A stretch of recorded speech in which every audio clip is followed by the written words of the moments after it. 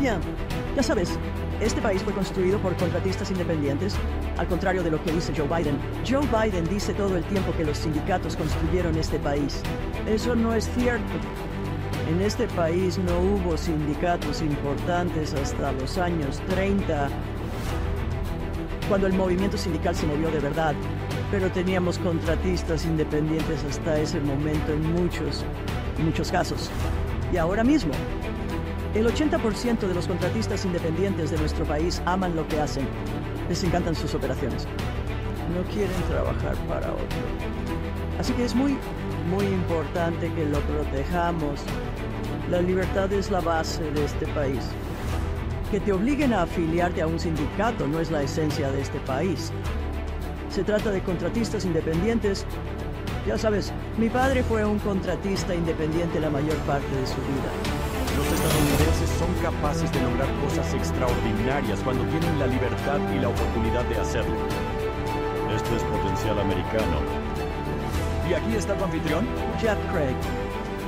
Bien, gracias por acompañarnos en otro episodio de American Potential. Hoy tenemos como invitado a un gran miembro de CON y estoy encantado de que se una a nosotros para hablar de educación. Ya sabes, antes de terminar el bachillerato, los estudiantes piensen en lo que quieren hacer después de graduarse. ¿Quieren entrar en un comercio? ¿O quieren ir a la universidad? Y para los estudiantes que planean asistir a la universidad, ¿cuántos abandonarán los estudios o contraerán una deuda por préstamos estudiantiles superior a lo que ganarán en un año o conseguirán un título que sencillamente no tiene demanda? Bien, una diputada ha presentado la ley de reducción de costes universitarios para permitir una mayor transparencia en lo que respecta al coste de la obtención de un título, al tiempo que se responsabiliza a las universidades de que los estudiantes obtengan un buen rendimiento de su inversión. Así que, ¿quién es esa diputada que ha decidido ocuparse de ese asunto? Bien, nació en Manhattan, pero se trasladó a las montañas de Carolina del Norte cuando tenía 6 años. Donde su familia no tuvo electricidad ni agua corriente en casa hasta que ella cumplió 14 años. Ahora, durante su último año de instituto, la contrataron para ayudar a limpiar la escuela por $10 al mes. Después fue a la universidad y se licenció en Inglés y Sociología por la Universidad de Carolina del Norte en Chapel Hill. Más tarde, obtuvo el doctorado en Educación en Currículo y Enseñanza Superior de UNC Greensboro. Ha ocupado distintos cargos en la enseñanza superior, desde instructora, un decano adjunto, y presidente de un colegio comunitario. Ahora, antes de ir al Congreso, fue senadora estatal, así como en numerosos comités estatales y nacionales. Es la presidenta de la Comisión de Educación y Trabajo de la Cámara de Representantes y es una campeona de la libertad educativa en Estados Unidos. Quiero dar la bienvenida a la congresista por Carolina del Norte, Quinto Distrito, Dr. Virginia Fox. De acuerdo. Señora Presidenta, gracias por estar con nosotros. ¿Cómo estás hoy? Estoy muy bien. Gracias por recibirme. Ya lo creo. De acuerdo. Ahora, en primer lugar, tengo entendido que usted es un granjero de árboles de Navidad. Así que ahora tienes que contarme esa historia. Bien, mi marido y yo hemos sido pobres toda la vida. Crecimos extremadamente pobres. Después de la universidad, volvimos a las montañas. Entonces mi marido tuvo que trabajar fuera de casa porque era planificador comunitario y aquí no había trabajo para él. Y por eso trabajaba fuera de casa. Estar fuera durante la semana, a casa el fin de semana. Y buscábamos la forma de que pudiera estar en casa. Y nos metimos en el negocio de jardinería de viveros. También llevábamos un tiempo en el negocio de la construcción. Pero entonces llegó una gran recesión y salimos de eso. Pero decidimos dedicarnos al negocio del paisajismo en viveros porque no se necesita mucho capital para ello. Tom siempre decía que solo necesitas una camioneta y una pala. Pero empezamos siempre por las malas. Nunca tuvimos dinero. Así que cultivamos nuestros árboles. Éramos abetos de Fraser y pinos blancos, pero sobre todo abetos de Fraser a partir de semillas. Y teníamos un poco de tierra. Seguimos comprando una pequeña propiedad cada vez que podíamos. Ahorraríamos nuestro dinero para eso. Y así nos metimos en el negocio de los árboles de Navidad. Lleva mucho tiempo hacerlo cuando empiezas de cero. Un árbol de 2 metros tiene entre 15 y 16 años. Así que empezamos en 1974. Llegamos al punto de vender entre 1,000 y 2,000 árboles al año.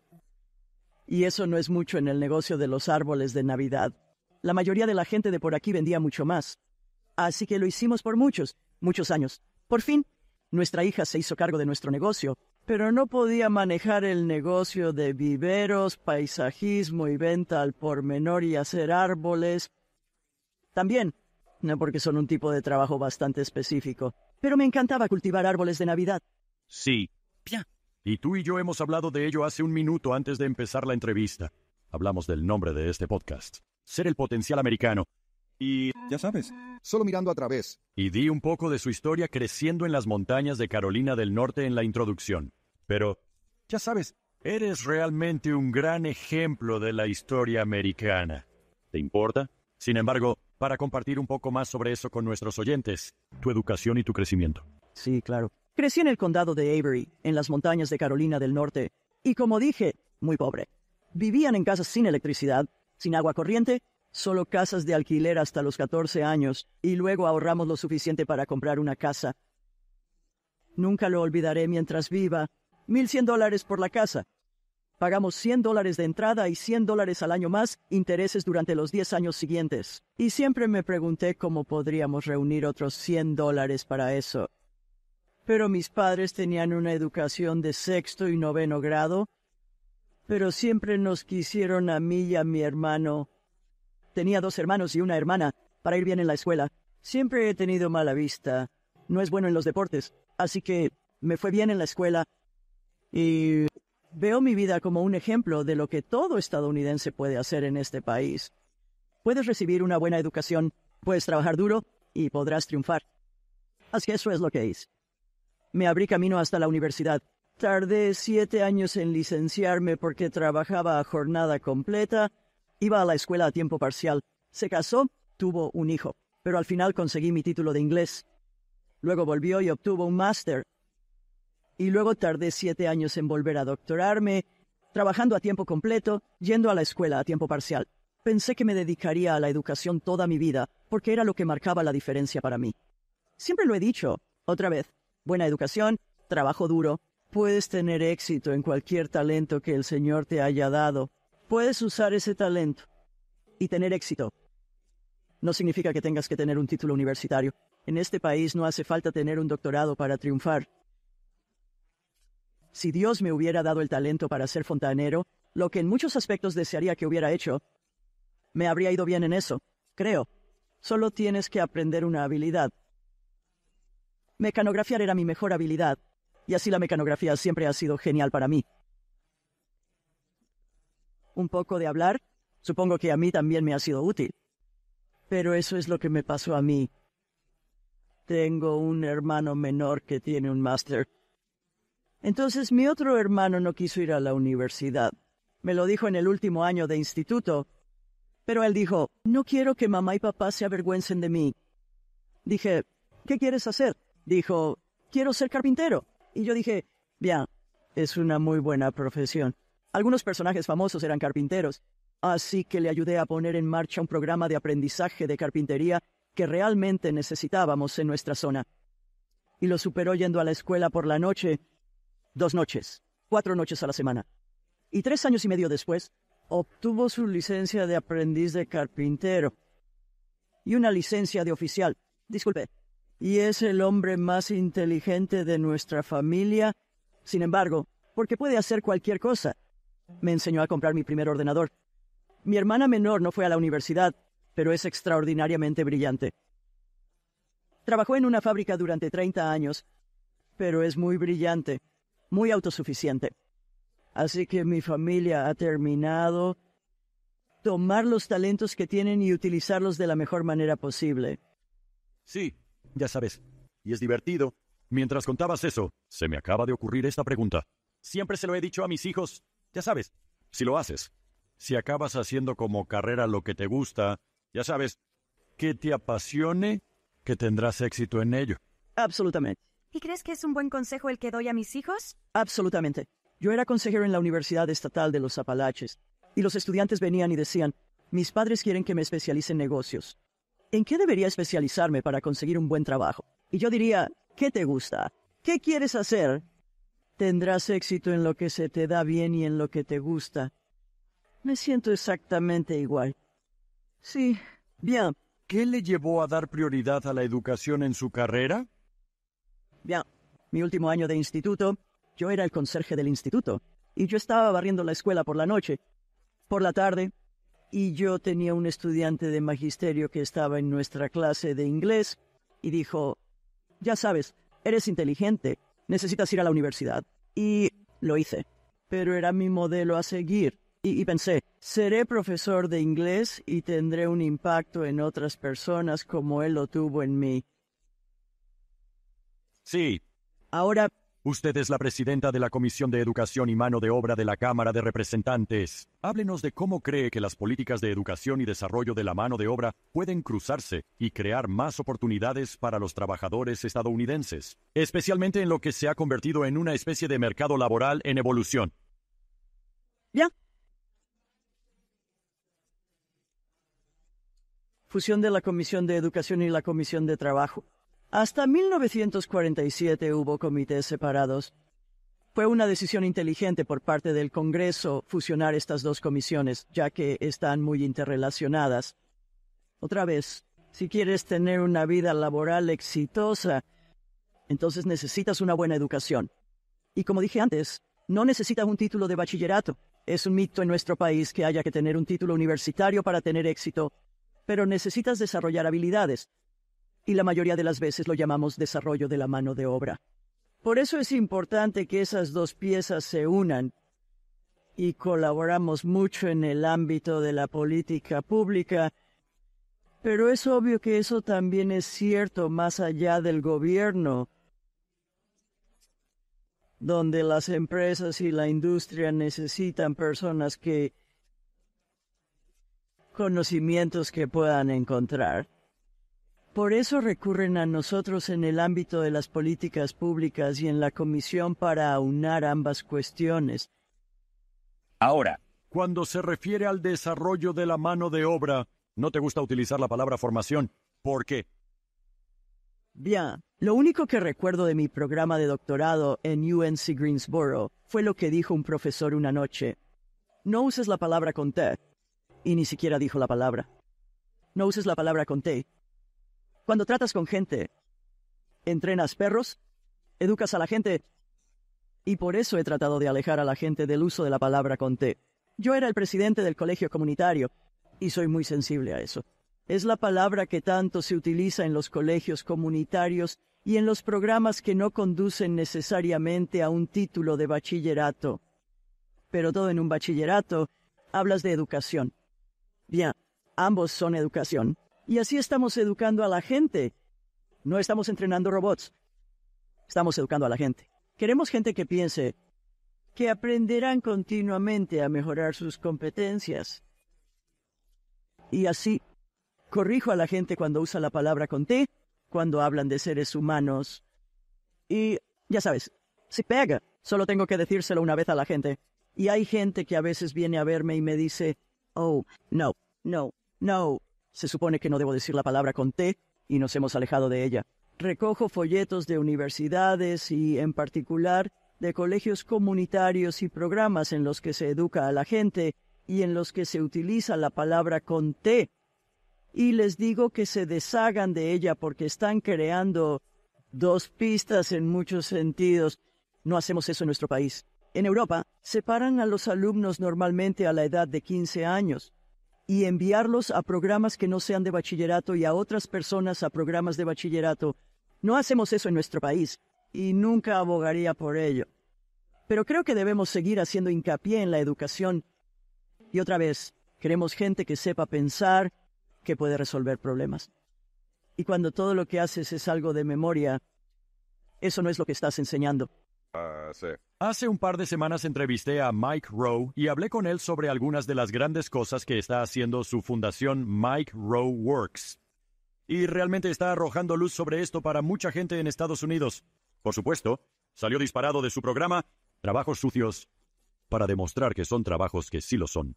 En primer lugar, vale la pena, pero también que puedes tener mucho éxito en ellas.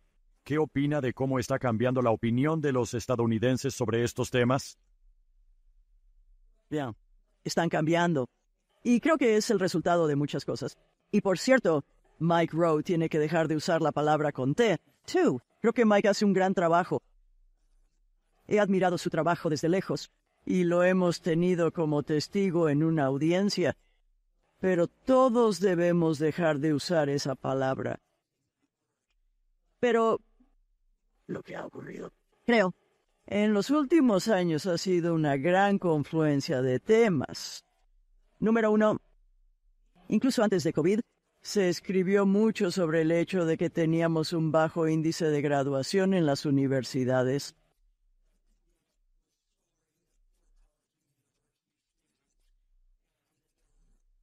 En el momento en que empezamos a hablar de ello, cuando hablaba de esto hace 6 u 8 años, 7 millones de puestos de trabajo sin cubrir. Ahora tenemos 9 millones de puestos de trabajo sin cubrir que requieren trabajadores cualificados. Así que nos han llegado mensajes desde distintas direcciones para que cambiemos nuestro enfoque. Otra vez, debemos centrarnos en el desarrollo de habilidades, también la mejora de las cualificaciones. Hay muchos puestos de trabajo que están desapareciendo debido al cambio tecnológico y al rápido crecimiento que experimentó nuestra economía durante varios años. La gente necesitaba actualizarse, tenían empleos bien remunerados, pero los trabajos estaban cambiando, así que tenemos que hablar de la preparación de ambas habilidades. Y la mejora de las cualificaciones, donde las personas mejoran sus cualificaciones o cambian de trabajo. Hace 30 años, decían que habíamos cambiado de trabajo 7 veces en nuestra carrera. Creo que eso está cambiando mucho más ahora. Sí. Hablemos de la ley de reducción de costes universitarios. ¿Cómo cree que esto beneficiará a los estudiantes y las familias estadounidenses? ¿Y qué partes del acto le entusiasman más? Oh, estoy entusiasmado con todo ello. Pero la ley de reducción de costes universitarios hace varias cosas que creo que son realmente necesarias en nuestro país. Número 1, aporta transparencia y responsabiliza a las universidades. Muchas veces los estudiantes eligen sus universidades sin mucha información. Necesitan saber cuánto les va a costar, cuánto va a tardar, qué posibilidades tienen de conseguir trabajo con sus carreras y ese tipo de cosas básicas. Muchos estudiantes van sin tener ni idea de cuánto les va a costar realmente y cuáles son otra vez, posibilidades de conseguir un trabajo con esa especialidad. Queremos que todos los años se destinen miles de millones de dólares a la enseñanza superior sin esta rendición de cuentas. Así que eso es algo que es muy, muy importante que rompamos. Queremos que las facultades y universidades se responsabilicen del dinero que están animando a los estudiantes a pedir prestado para obtener los títulos que obtienen. Y en algunos casos se les carga con una deuda enorme. Queremos que las facultades y universidades avalen esa deuda para los estudiantes, porque muchos de ellos piden préstamos que no son capaces de devolver. Parte del problema es que abandonan la escuela. No reciben el asesoramiento adecuado. No se les ayuda a obtener sus títulos. Y en muchos casos, para empezar, no deberían estar ahí. También queremos simplificar los procesos de préstamo para los estudiantes. Ahora tenemos una situación tremendamente complicada con los estudiantes. Hay como 45 maneras de devolver un préstamo porque hay muchos programas en el gobierno federal. Por eso queremos simplificar ese proceso. Queremos que los estudiantes sepan exactamente cuánto dinero piden prestado y cuáles son las condiciones para devolverlo. Y en el pasado hemos tenido muchos estudiantes que han pagado mucho por sus préstamos, pero nunca han pagado nada por el principal. Y así han pagado de más por los préstamos en muchos casos. Así que solo tenemos un par de maneras de que los estudiantes paguen para que sepan exactamente lo que están haciendo. Estamos trabajando en un mejor sistema de acreditación. queremos abrir el sistema de acreditación. Hay muchas cosas que estamos haciendo en el acto que harán que la educación universitaria, y mucho mejor para nuestros estudiantes, mantendrá bajo el coste. Las escuelas tienen que decir a los estudiantes cuáles van a ser los costes, y se lo garantizamos durante todo el tiempo que estén allí, hasta 8 años, que aumentarán el coste de la educación. Transparencia y responsabilidad, sin embargo, son las dos cosas principales que van a salir de este proyecto de ley. Sí, también. Son cosas que cuesta creer que hayamos llegado tan lejos con el sistema que tenemos y toda la deuda de préstamos estudiantiles que han contraído los estadounidenses. Hasta ahora no habíamos tenido este tipo de transparencia en el sistema, ni tampoco la obligación de rendir cuentas. Así que bien por ti. ¿Y dónde está ahora ese proyecto de ley? Bien. Estamos trabajando en ello, y esperamos que lo saquemos rápido del comité. Y esperamos que pronto llegue a la Cámara. Estamos trabajando para conseguir más copatrocinadores. Así que ayunamos a finales del año pasado. Y estamos deseando que se apruebe en la Cámara y que llegue al Senado. Estupendo. Ahora, la administración Biden, y esto ha salido en las noticias, la mayoría de los estadounidenses, al menos lo saben, transfirieron casi $138 mil millones en deuda de préstamos estudiantiles a familias estadounidenses que ya están pasando apuros. ¿Qué ha hecho el Congreso para intentar detener esta extralimitación inconstitucional del Poder Ejecutivo? Bien. Gracias por decirlo. Es inconstitucional. Es ilegal. Y lo repito una y otra vez. El Tribunal Supremo dijo a la administración Biden que no podía condonar los préstamos estudiantiles de la forma en que iba a hacerlo. Se lo dijo el pasado mes de junio. Pero suenan otros mecanismos. Están encontrando lagunas en las leyes que están utilizando para transferir la deuda de los estudiantes que la deben a los contribuyentes que nunca contrajeron la deuda. Nunca fue a la universidad, la mayoría de ellos. Solo el 13% de la población de este país tiene ahora mismo esta deuda, y están transfiriendo la deuda a las espaldas del 87% de nosotros que no pedimos esos préstamos. Así que lo hemos hecho lo mejor que hemos podido. Hemos aprobado lo que se conoce como la Ley de Revisión del Congreso, para tratar de detener lo que están haciendo. Pero ya lo hemos hecho en la Cámara. Así lo hacemos cuando aprueban normas que dicen estar respaldadas por leyes, pero el Senado no se ha ocupado de ello. Y tiene que ser aprobado en la Cámara, en el Senado, y luego firmada por el presidente. Ahora, en su opinión, ¿qué papel deben desempeñar las empresas privadas? Las industrias privadas y la competencia del mercado contribuyen a mejorar la calidad y la pertinencia de la educación, especialmente cuando se habla de preparación de la mano de obra. Ya sabes, nuestros colegios y universidades se han creado para preparar a la gente para el trabajo.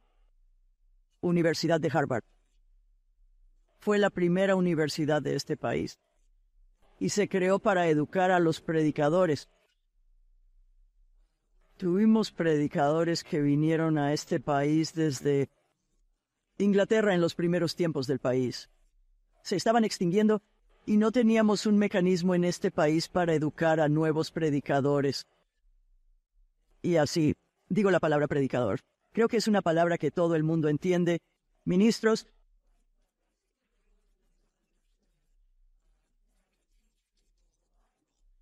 Así empezó Harvard. Así se crearon la mayoría de las universidades. Es cierto para el sistema de colegios comunitarios y para muchas escuelas privadas. Así que debería haber una relación de trabajo muy estrecha entre la industria privada y los institutos y universidades.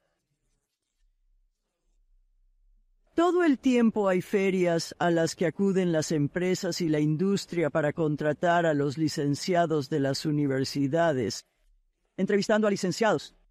Deberían hablar con sus departamentos allí y decir, esto es lo que necesitamos en un graduado de su institución.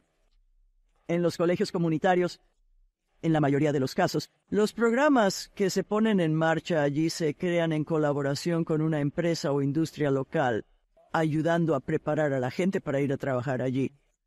Las escuelas tienen consejos consultivos a los que la gente acude y dice, de acuerdo, se trata de la última tecnología, esto es lo que tienes que hacer, así es como hay que cambiar el plan de estudios. Así pues, debe existir una relación de mano a mano entre las empresas y la industria y los centros educativos de nuestro país. Creo que las empresas y la industria se están dando cuenta de que tenemos que hacer algo al respecto, que ahora no existe esa relación mano a mano, y dedican mucho más tiempo a hablar con las universidades, diciendo, Esto es lo que necesitamos de ti. y francamente, si los colegios y universidades no responden, creo que las empresas y la industria se encargarán cada vez más de los programas educativos. Y francamente, si lo hacen, creo que el negocio de la educación, y es un negocio, va a descubrir que tiene competencia ahí fuera. Sí. ¿Por qué es importante? Hablemos un poco de los derechos de los trabajadores. ¿Por qué es importante para usted proteger la contratación independiente, especialmente en lo que se refiere a los derechos de los trabajadores? Bien, ya sabes, este país fue construido por contratistas independientes, contrariamente a lo que dijo Joe Biden. Joe Biden dice todo el tiempo que los sindicatos construyeron este país. Eso no es cierto. Y no tuvimos sindicatos importantes en este país hasta el años 30, cuando el movimiento sindical se movió de verdad. Pero teníamos contratistas independientes hasta ese momento en muchos casos. Y ahora mismo, el 80% de los contratistas independientes de nuestro país aman lo que hacen. Les encantan sus operaciones.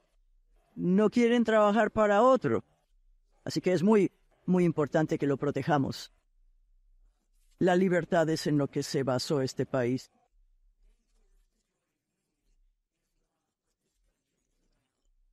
Se trata de contratistas independientes. Ya sabes, mi padre fue un contratista independiente la mayor parte de su vida. Le obligaron muchas veces a afiliarse a un sindicato cuando trabajaba en el norte.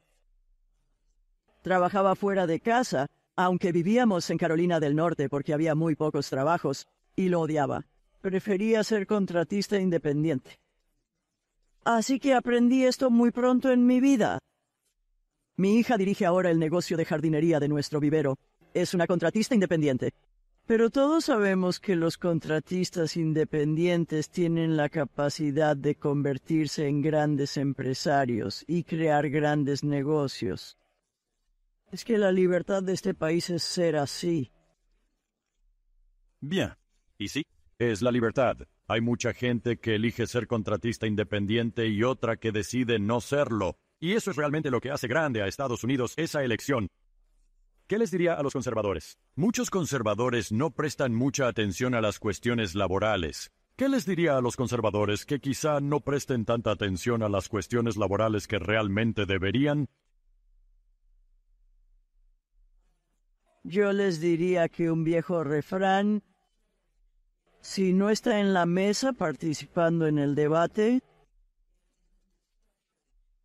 entonces podrías convertirte en víctima de lo que se discute. Y por eso creo que es muy importante que la gente preste atención al énfasis, sobre todo si es una administración Biden, está poniendo en destruir la capacidad de ser un contratista independiente y tratando de obligar a la gente a afiliarse a sindicatos. ¿Solo un pequeño porcentaje? Aproximadamente el 6% de las personas que trabajan en el sector privado en nuestro país forman parte de sindicatos, pero la administración Biden está impulsando los sindicatos en colegios y universidades con estudiantes graduados, con equipos deportivos, en todas partes. Están presionando a los sindicatos porque quieren a todo el mundo formar parte de un sindicato y no ser un contratista independiente. Y otra vez, quita la libertad a los estadounidenses. Y cada vez que vemos movimientos para quitarnos nuestra libertad, entonces deberíamos prestar atención. De acuerdo. Bien. Está terminando su último mandato como presidenta de la Comisión de Educación y Mano de Obra. ¿Qué podemos esperar ahora del indomable Dr. Fox? Me gusta ese término. Indomable. Ya sabes, El Señor me ha dado mucha energía y le digo a todo el mundo que voy a seguir usándolo mientras lo tenga. Ya, estaré en el Congreso, eso espero, otra legislatura al menos, y espero poder seguir en el comité. Eso siempre depende de nuestro comité directivo, pero espero poder seguir en el comité y espero poder utilizar lo que he aprendido a lo largo de los años y mis experiencias para promover los mismos valores que he estado promoviendo. Desde que estoy en el Congreso y desde que estuve en el Senado estatal y como presidente de una universidad, administrador de la universidad, seguiré promoviendo esos valores. Ya sabes, el valor de la libertad, el valor de una buena educación, trabajo duro, el Estado de Derecho, todas esas cosas en las que creen los conservadores, que quiero seguir promocionando. Me gusta seguir promocionándolos hasta el día de mi muerte. Eso es lo que creo que tenemos que hacer. Y cuando los ciudadanos me preguntan, ya sabes, me escriben y me dicen, oh, el país está en un lío terrible. ¿Qué puedo hacer para marcar la diferencia? Y lo diré. Ya sabes, es un desastre. Ves que va en la dirección equivocada. Sal ahí fuera y educa a tu vecino y dile a tu vecino que siente lo mismo que tú, como tú y él podéis hacer algo. Escribe cartas al director. Pero básicamente necesitamos educar a más gente. ¿Cuáles son los verdaderos valores de nuestro país y ayudar a los demás a adoptarlos? O al menos actuar en la adopción de esos valores. Porque creo que la gran mayoría de la gente de nuestro país piensa como yo. Simplemente no saben cómo actuar ante sus sentimientos. Realmente se reduce a libertad y oportunidades. Y creo que tú encarnas eso. Ya sabes, hablando un poco de tu historia. Pero, ya sabes, trabajo duro. Sobre eso se construyó Estados Unidos. Y es la tierra de las oportunidades. Y hay un gran potencial en Estados Unidos. Doctor. Señora Presidenta, gracias por todo lo que hacéis. Para nuestro país. Ya lo creo. ¿No? Por supuesto. Un comentario rápido más. Vivimos en el mejor momento de la historia del ser humano y, en particular, en lo relativo a la educación y la mano de obra. Nunca ha habido más oportunidades de empleo y trabajo y nunca ha habido más oportunidades de educación. Así que le diría a la gente, celebra el momento en que vivimos y alégrate de vivir ahora, cuando tienes tantas oportunidades ante ti. Qué buena observación. Y qué gran punto de optimismo. Y quiero decir, si queremos ganar para la causa de la libertad, tenemos que ser optimistas. Y tanto que sí. Bien. Gracias. Señora Presidenta, gracias por acompañarnos. Bien. Vaya bujía que es la presidenta. Congresista Virginia Fox. Es estupendo tener a alguien así a cargo de la Comisión de Educación del Congreso, alguien que es un campeón en reformas educativas de libre mercado, pero también alguien que va a pedir cuentas a la gente. Quiero decir, ya sabes, tienes colegios y universidades por todo el país que han estado forzando a la gente a vender esto. La idea de venir y obtener un título, a veces por una tontería. Y no se les ha rendido cuentas. No han rendido cuentas por ello. ¿Y quién está en el anzuelo? El contribuyente, especialmente cuando tienes la administración Biden, solo seguir adelante y borrar la deuda de muchas de estas personas que tomaron préstamos estudiantiles malos. Así que alguien tiene que exigir responsabilidades a estas instituciones. Y me alegro, la congresista Virginia Fox está ahí para ayudarnos a hacerlo. ¿Listas? Gracias por acompañarnos. Educación, una cuestión tan importante. Aquí hablamos mucho de ello. Y libertad educativa, aún más importante. Así que gracias por estar con nosotros. Hasta la próxima. Gracias por escuchar American Potential. Puede escuchar más historias de estadounidenses que trabajan cada día para ampliar la libertad y las oportunidades en sus comunidades visitando americanpotential.com.